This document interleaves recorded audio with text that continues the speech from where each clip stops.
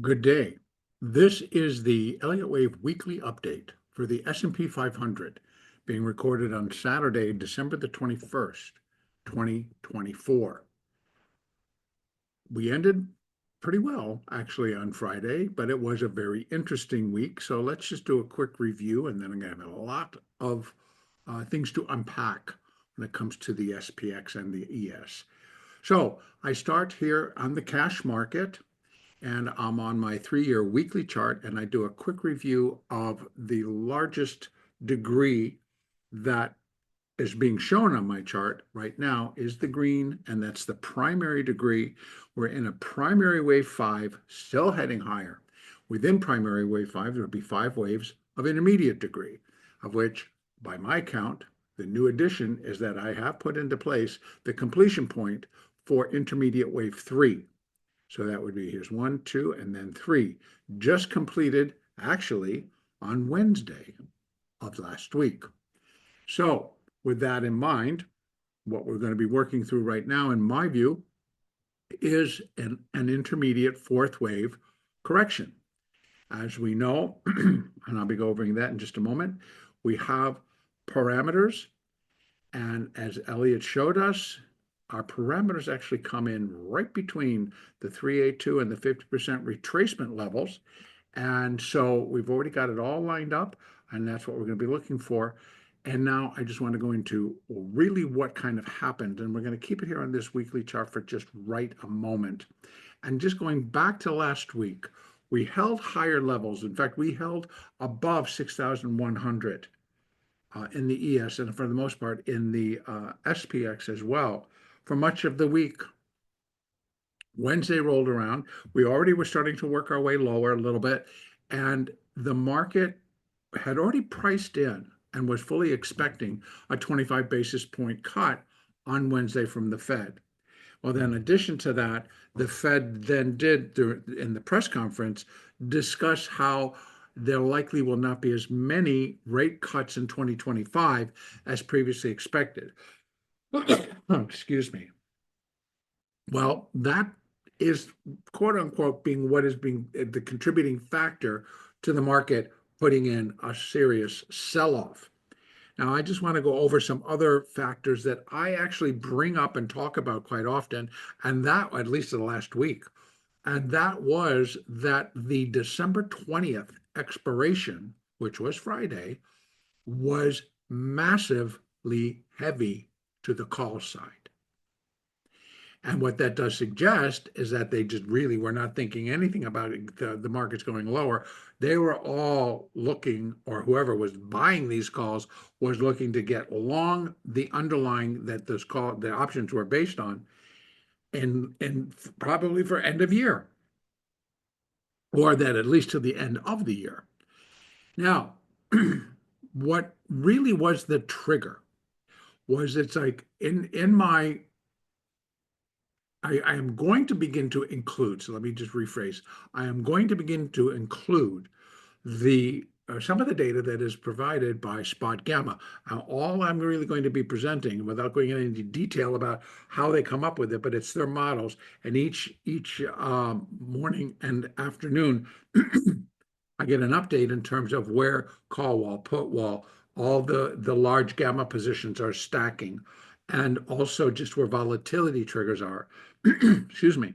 And those numbers continue to be very important because what they're monitoring is, of course, the options flow, the capital flow, and more importantly, where large clusters of gamma are sitting, and whether it's long gamma or positive gamma or short gamma or negative gamma. So when we talk about a risk on, risk off type of trading, what we're really talking about is that the gamma has gone positive. So that's a risk on type of a trade, where we will see that they'll be selling the VIX and buying the underlying volatility. And they're buying that volatility via the options. So it's like when you can go in and you look at an options board, so to speak, of a particular, like the SPX for that matter. In fact, let me just go over and show you what I'm speaking to. I think that they'll probably already have Fridays gone, and so now we're dealing with Monday. But you're going to see that on Friday, the volatility in those options that were expiring was above 25. So you're going to see, if we just take this and close that window, you'll see everything's kind of lining up, right? Between 14, 15, got some 17, got some 18s, and that was just moving on. And I don't think they've made those adjustments because it all kind of came into place. But normally we're sitting between 15 and 20 in the SPX, and it went above, which showed you the intensity of that decline. So that also will dictate what these at the money calls right now, 59.30 right here, where they're going to be priced. Because you can see these expire on Monday. Right now you're seeing that the bid is $24, the ask is $24.40. Well, what is their intrinsic value? 85 cents according to where it closed. So you understand, right? It's a 59.30 call. So in other words, somebody buys that call, they have the option or the right to purchase 100 shares of the SPX at 59.30. And this is all, it's not that they're going to get shares, they're going to get cash. So because he's settling cash. So, but at 59.30, so in essence, if you're paying $24 for it, you're actually getting long the SPX at 59.54. That's the process of volatility. So that's the volatility I'm talking about. So now going back out when looking at the chart. So when that volatility, we're in a risk on environment, they're selling the VIX and they're buying the volatility on the call side. Selling volatility then also can happen on the put side. But the end result is they're getting long gamma. So what happens then is when it gets so top heavy, in other words, it was so building to the call side that we had a volatility trigger. And I believe it also was a put wall, to be honest with you. I can't remember. I'd have to go back into my emails and find it. But that there was a couple of factors at that SPX, not the ES, SPX, the cash market, at that 6,000 strike. And when the SPX broke that 6,000 strike, I'm going to just pull this down and look at it on the hourly. So here we are. They come out, we're at 6,061 when the Fed makes their announcement, and we start to head lower. And then, so we come all the way down, we break the 200, the hourly 200, and now we're still heading down. And I wish I could come in, I'm going to go down even lower into the 15-minute bar.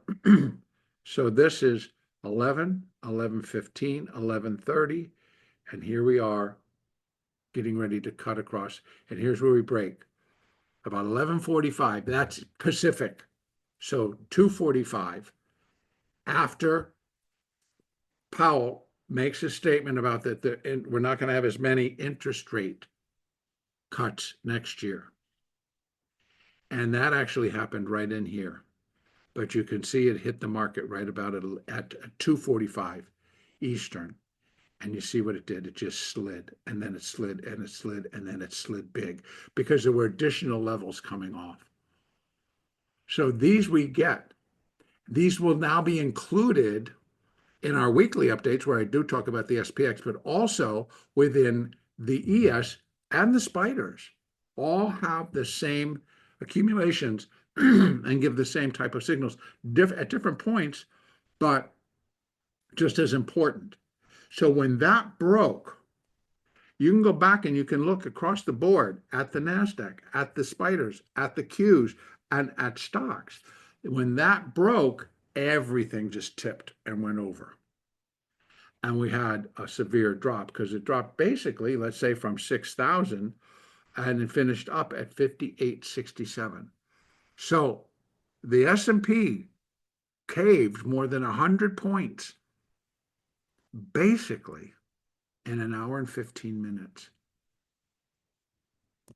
So that was quite the tumble. And then as we went through, we came up in a 4, which was okay, flurried around a little bit, and then we went down. Again, on Friday morning. Thursday, we had a little bit of a boost, having a little recovery because these were very strong declines in the Dow, in the S&P, in the NASDAQ, in the Russell. Everything did a cratering drop. Then on Friday, we started over in Globex, but when the opening came, one quick down, reached the support level, that was it, and it actually completed 5 down off of that high. So now I'm going to go back. We're in the SPX, and let me go back at least to that daily. So we're going to take a look at what happened inside. And I actually have, why didn't I change it on the SPX? I find that I do this, but I've actually moved this up one, but I'm going to leave it right here for now. And I put wave 3, excuse me, intermediate wave 3 as complete. And I'm going to put it at that high. And that high was 6,099.97, basically 6,100. And from there, we started our intermediate wave 4 coming down. So what that is going to change for us is very little here, because if I move this up, this is 1, 2, and then it just is a breakdown. But I'm going to leave it here for right now in the cash market. And then we have 1, 2, 3, 4, 5, and an A.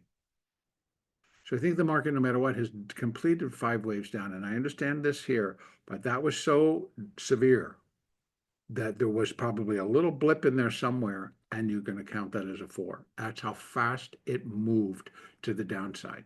My point here is that the adjustments, because of the amount that was going to expire in a day and a half, from the close on Wednesday, actually, Thursday, Friday, so 2 days, within 2 days, this was all going to expire.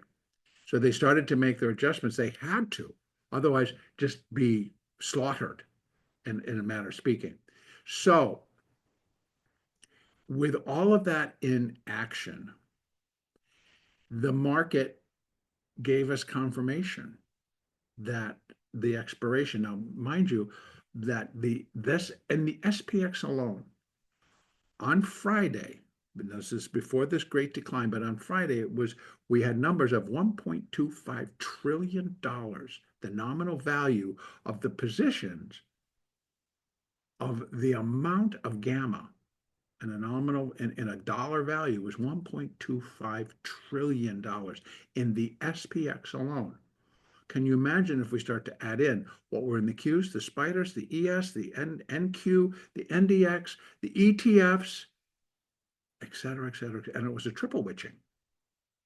So we had bonds, we had gold, we had silver, we had everything kind of coming in the futures markets, and those futures options all coming to a head to expire. And SPX always been considered Big Daddy. And what I mean by that, it still holds the power to control larger moves. We surrender a lot of that control to some of the individual Mag 7, but as far as a entire index, when it started to go, everything went with it. When it broke the level, everything inside that went with it. Why? Because that's what got sold. Baskets after basket after basket of all those stocks. So it all comes tumbling down. Now, what then on coming in on Friday, I believe they did clear out some positions, but I believe it was still above 900 billion that would be released on Friday at expiration. Now, a lot of that they close out, a lot of it they roll out. And so I'm going to be very curious as to how much actually did get settled, and the money's the money, and how much in terms of the stocks is now long stock being delivered. So in the SPX, in the ES, in the spiders, those all are cash markets. So that's done. What got filled at higher levels in terms of of calls, that's all done. Money has changed hands. But still, you're sitting with you know a large position if you took it long. Now, all of that being said, we're trying to determine now if this is A and we're going to come up in a B, we still have a C wave waiting to occur out there. So what I tend to look at is here. And let me just put I always think I've got this all done, and then I come over and realize, oh, you forgot one. And I'm going to edit, and I'm going to come down, and I'm going to put that the color I want. And that is for the minor fourth wave. We're in an intermediate fourth wave now. And accordingly, what Elliot tells us, it's no different, is that we will look for the low or the completion point for the intermediate fourth wave within the price territory, and most often at the terminus of the previous fourth wave of one lesser degree. One down or one lesser from intermediate is minor, and that sits right here. Now, we just take a look. 1, 2, 3, 4, 5. We got sitting down here. Then we had an A, B, C coming up. So we still, if we're going to compare patterns, but what I want to make clear, and I got to go up one more because I want to show it cleanly. 1, 2, 3 days. 3 days, 3 sessions is what it took for the S&P to drop from 5,566 to 5,119. So from 56 to 20, we'll call it 5,500. So it dropped 400, right? 5,000, actually 5,006. Let me get this right. That is the high. 5670 to 5120. And it dropped just within the C wave. That's the one that went from 5566 in 3 days down to 5120, 445 points in 3 days. That's huge. So if we come up in this B wave, maybe we got a little bit more, and we're going to come down 400 or 500 points because now I'm expecting bigger because it's intermediate degree. Well, ultimately, I'd be looking for it to get back down to 5120. So I think we have several more trips down. And if this is the first 5 and that's A, I'm marking it a minute wave A, and we're really still within my minor wave A of intermediate wave 4. Now, I may have to bump that up, and these are minute, and we're coming down and finish that minor A, minor B, and then a huge C wave down. Yet to be determined, but right now I'm leaving it as such because I counted these in minuet, so I'm starting it in a minuet 5, and 5 down is 5 down. So I'm believing that I'm receiving confirmation that that 3 is in place. We're on a daily chart and I can count 5 down. So if I take it back to the hourly chart, that's where I really look for it. And I see it. So I'm going to say I've completed 5 waves down. That gives me evidence enough that we completed the 3rd. Or, because if I go up, I complete the minuet, the minute, the minor, and the 3rd. I can't say, well, I completed the minor, but I still got more to go before I get to the top of the 3rd. No. Now, having said all that, as I presented in the NASDAQ, what would my alternate be now? The only one I really have is that the minute wave 3 of minor wave 5 would shift and go up here. And then this would be a 4th wave, a minute 4th wave.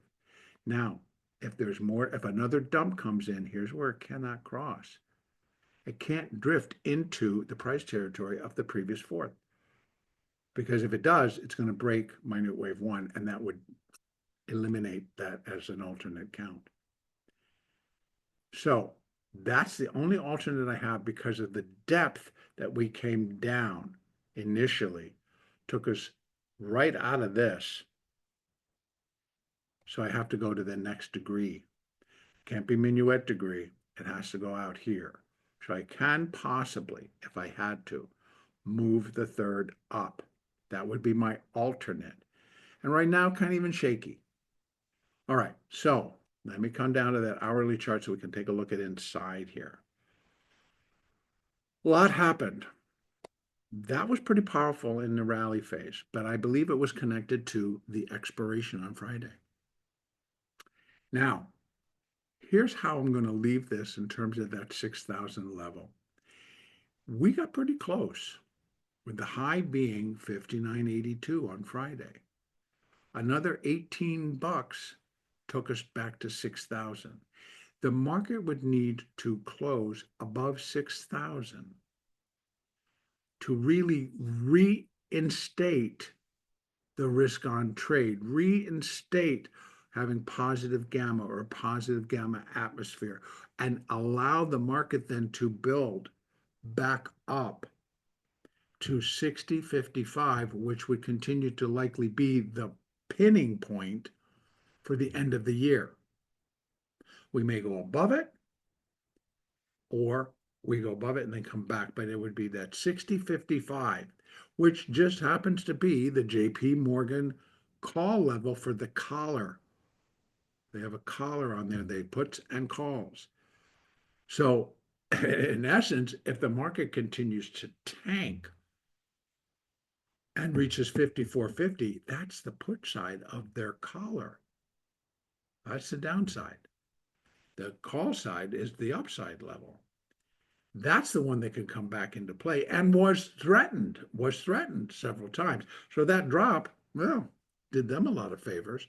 But if it continues to go down, then their put side, and let me just take a peek to see if it's still there. I believe it would, because I'm not really knowing that they got to, we want to go to all. I'm going to go and I'm going to take a look at 54.50, I believe is where it's sitting. And you can see that's still a lot of options.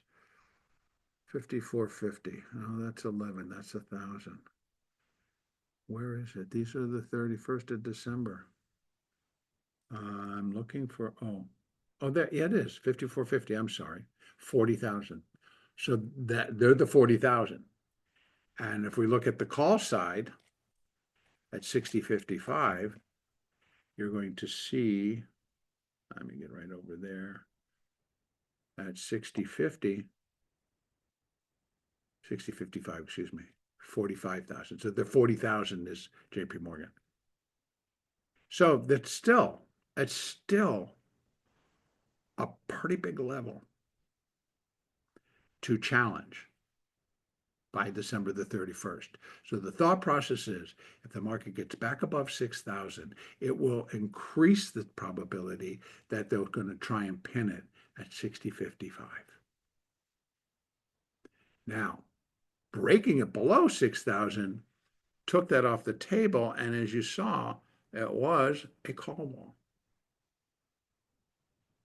And I don't know how much of that, you can see 8,238 traded on Friday. So again, we're looking, that's the year end. So that can still come into play. Just basically on an Elliott basis, I think we have another leg up. It's really hard to kind of determine that this was an ABC. So that's all up, but it could have been an A, right? Nice little 5-wave A, a nice little 3-wave B, and then we go back up. So without knowing anything in between, like where Globex is going to open tomorrow, here are your markers. So we can actually come back above 6,000. But has to get above, stay above. And because of really what it would be doing, we're looking at this as a B wave. So that would just be 100%, where wave C would be equal to wave A. Now, all-time high sits up at almost 61. So we'd be pressing on that. 618, by the way, is just 6,013. That, and plus I've got the hourly 200, I got the hourly 50, all sitting within there. We saw that the hourly 20 got broken on the way up, got busted back on the way back down, all within a couple of hours. So, and it closed right at the 8. So hard call to really say what direction we're going to go. As I'm sure everybody knows by now, the government's not going to shut down. They came to an agreement. It passed the House. It passed the Senate. It's going to go and be signed by Biden, likely tomorrow or Monday morning. So that's all now been signed up. But there are other things that still could prevent it. Just being how everybody's coming out of this expiration. Now let's just talk options. Let's just talk trading, right? Because truly it was the options flows and the gamma that got this market to drop as quickly as it did. An hour and 45 minutes. Hour and 45 minutes. Bam. Hour and 15 minutes, actually. This market tanked in that amount of time. So how much gamma has gone, just poof, is gone. Now, when usually that happens, and it's a large enough amount, and in this case, we're really looking at a large amount in the SPX, it releases it, and we get a volatility pop. All right, now we saw volatility kind of get stomped on Friday. So was that going back into risk on? We didn't get above a volatility trigger. So I'm going to say maybe, but it could have been just rolling it out. So again, it's going to be, we're going to have to wait and find out tomorrow. And then of course, Monday morning to see how these positions are all going to be handled or to what really comes next. So we're going to cover both sides. If it's going to be extended B wave, well, here are our markers. If they just come in and they continue to drop it, then we have our markers coming down. Let me go back out to at least a 4-hour chart so we can show you. I would still say we're inside the A wave, or it's AB and we're coming down in a C. Then that brings 236 into play and maybe 382, again, depending on the structure. C waves can be quick, can be fast, can be mighty. Now, here's the other thing that I want to talk about is that when we go back and we look at this C wave took 3 days, 3 sessions to get down that amount of points. If we start down, so right now we could still be inside here. We come up, we come back down, and then rise one more time. So again, taking a look at it, what do? We come back down almost to a flat and then go back up and maybe get to 618 and then start the C wave. If we're just comparing apple to apple, so to speak, this move in its entirety to this move. Not necessarily started out the same, but we got a little bit down and a little bit down, and then bam, we got a nice gap and fall, and then coming all the way, this got retraced, but which could be right here. Again, I don't know, not tit for tat, but if we just follow pattern, we kind of come back down and then we race back up and then we start to come down in strength. And so again, there are so many things that can kick it lower. But right now, my focus is going to remain on the options flows, the capital flows, just between the markets, right? We're at year end. And now the focus is year end. We might have some focus that'll come into the 27th of December, which is our next Friday expiration. But after that, it truly is the 31st. It truly is for the SPX, it's that collar. Which side's going to maybe get tagged? And if we go down seriously far enough, well, if we go all the way to the bottom of this fourth wave, well, guess what? If we do it by the 31st, that's the collar on the put side. Going to get interesting. That's all I want to say. But I take it day by day. So day by day is telling me we need to be prepared for up. And if it continues to go down, I'm not saying that it'll necessarily break this low, but if we're following the other pattern, we can come down almost to there about, and then we shoot back up. And then maybe we get back up here. Because coming all the way back down could make that B wave a flat. And if it only comes to here and then it goes up to here, that's pretty much still going to be a flat in terms of the size.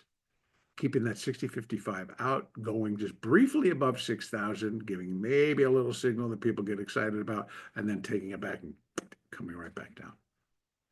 That would be a scenario. Now, let's take a look at the daily. See how these, how these moving averages are being left.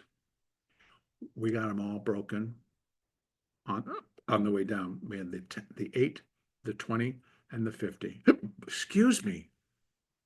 That's been happening a little bit too much today. I apologize. I should not be doing that when I'm recording, but it just kind of happened. So sorry. And then again, on the next session, we broke above, we broke below, we came back above the 50. Then we had one quick slide down on Friday. And then they took it back. They took the 50, they took the 8 and closed just below the 20. Actually, the close was just here. They got just below the 20. So still nice green bar, still a decent climb on the day, but they got to get above that to really start pushing. And right now that 20 is sitting at 59.89. It's going to get interesting. All right, let's take a look at the futures market. I'll keep it here on the daily. As you can see, nothing has changed. Everything's still in line, except that would shift up to here. This would still be the one that's in play. Where can't it cross? It cannot cross 5,800. And we got to a low on Friday morning at 58.66. So you see the depth of what we've already done. Taking an alternate out of the picture could be real clean, real quick. A break below 5,800 disqualifies moving that 3 up and keeps the intermediate third in place. Then we know exactly what we're going. What alternate comes up after that? I don't know. I really don't know. So, I mean, it could be bigger for all that matters, a bigger drop. But right now, I'm not looking for it. But here we are in the futures market. Same deal. I'm going to come off of that day. Well, let me just take a look. Same deal. We go, oh, all right, that didn't work. All right, so we'll go down to there, go back to here, and let's take a look at the, come on, moving averages. Here we have them. We coming down, we broke the 20, we broke the 8, they're basically at the same spot, broke the 50, closed below the 50, came back up, touched the 50, closed below it, and then on Friday dropped real fast, came back up, went above the 50, went up, crossed the 8, missed the 20, and closed back below the 50. You can't see my hand, but I'm giving the like, wow, iffy, to what do we do next? So even if we're just taking that this is an A wave, first thing we want to take a look at is just a straight B wave. And you can see, well, we already got almost up to 618. And that's pretty good for a B wave. But and if this is a 5, I'm not looking for it to get more of a flat Doesn't mean it can't. We got such strange things happening in terms of Elliott. But usually 5 means it's going to be a zigzag. Zig, zag. The whole structure. And that would be minor A, right? If I'm counting this as minute A, minute B, minute C, minor A, minor B, minor C. So I could take this out. I may bump it up to minor. So in other words, these would be minute degree drops, and this would be minor A, minor B, minor C, and get us down to that level. That's also possible. Okay. So I'm not hooked on that these are this degree.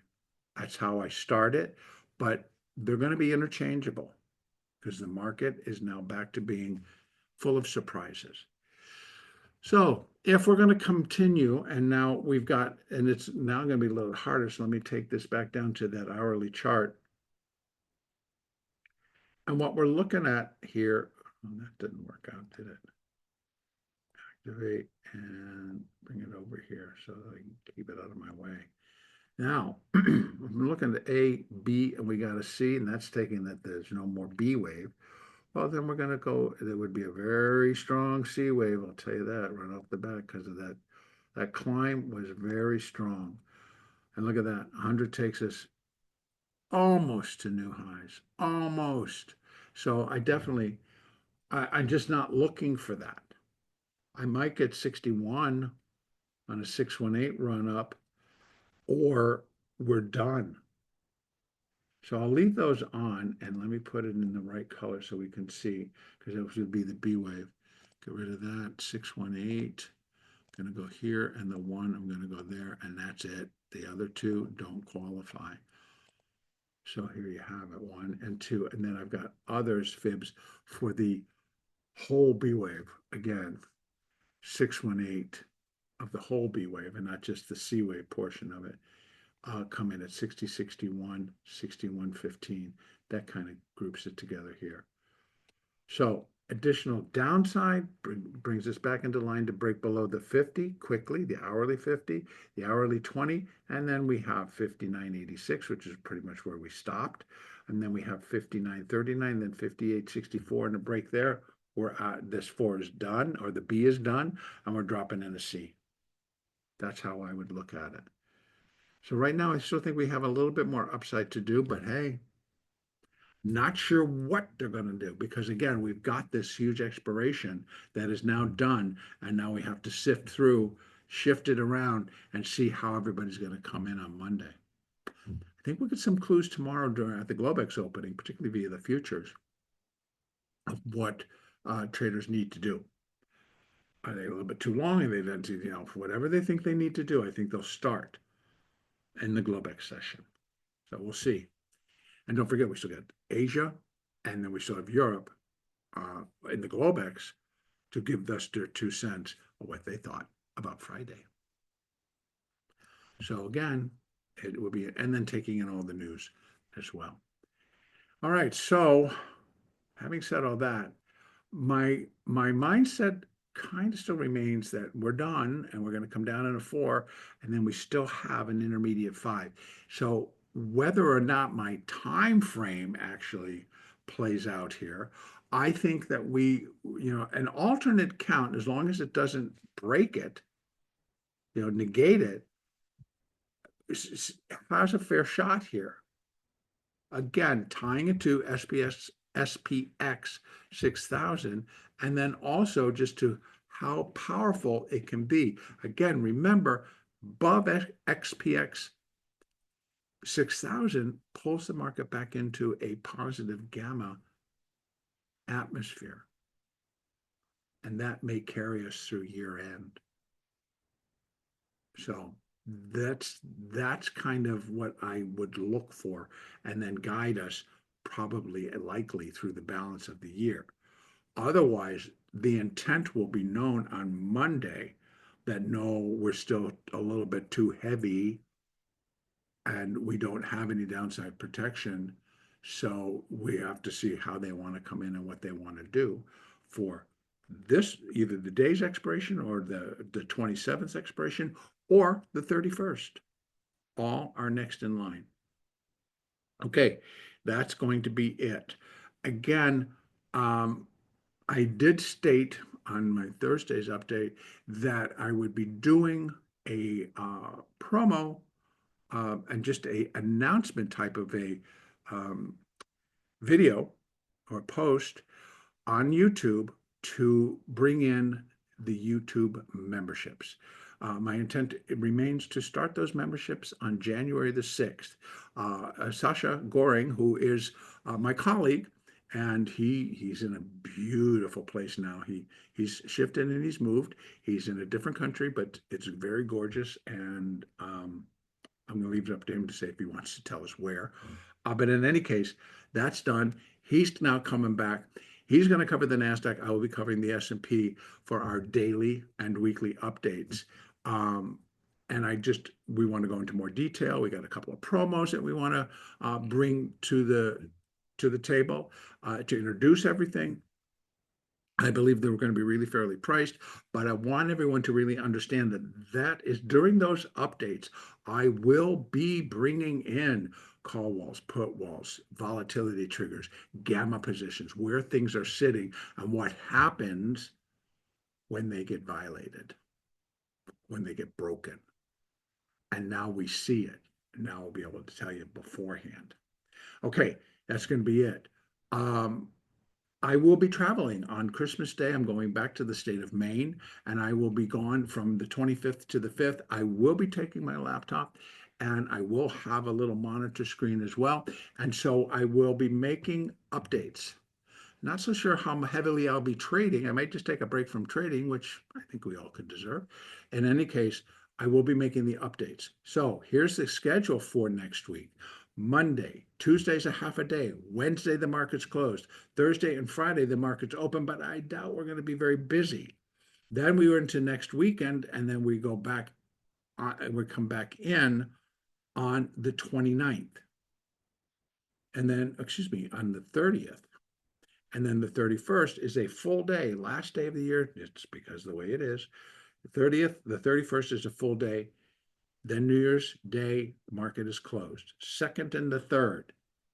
Then we go back into the weekend, and then I'll be back on the 5th. And I will try to make a weekend update, of course, on the, oh boy, on the 4th. And then the 5th, and then I'm back on the 6th, and we'll start the memberships. In advance of all that, I want to wish everybody a very safe and happy holiday season. Again, we're kind of combining this year where Hanukkah and Christmas and Kwanzaa all kind of come into the same spot and during the same season. So I want to wish everybody a very safe and happy holiday season. And I want to say thank you for spending as much time as many of you have over this year at the my YouTube channels. And the next daily update will be on Monday, December the 23rd.